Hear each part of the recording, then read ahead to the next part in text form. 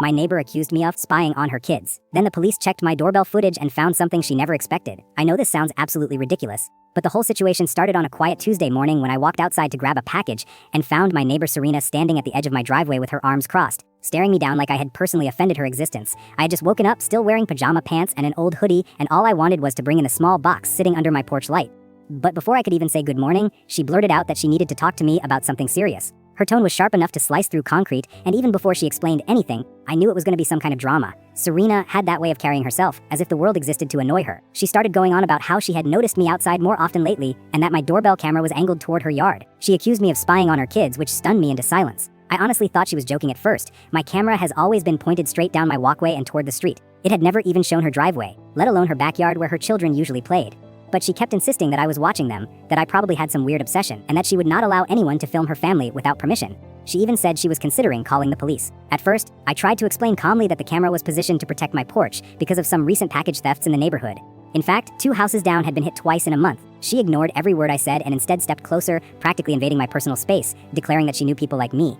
I had no idea what she meant by that, but her voice was already beginning to rise, and I could see blinds shifting in nearby windows as other neighbors began eavesdropping behind the safety of curtains. It felt humiliating and surreal, standing there half awake while a woman almost 10 years older than me hurled accusations that made no sense.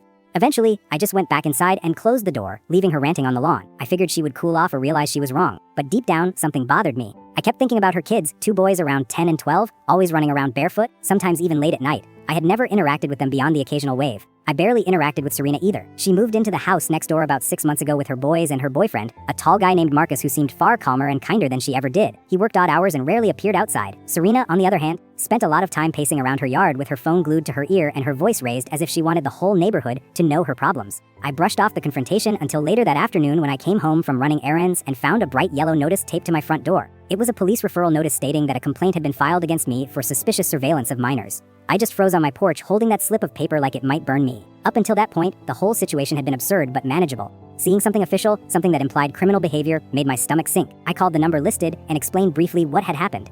The officer on the phone was polite and said they would need to talk to me and review the footage from my doorbell camera. I told him I had no problem with that because I had nothing to hide.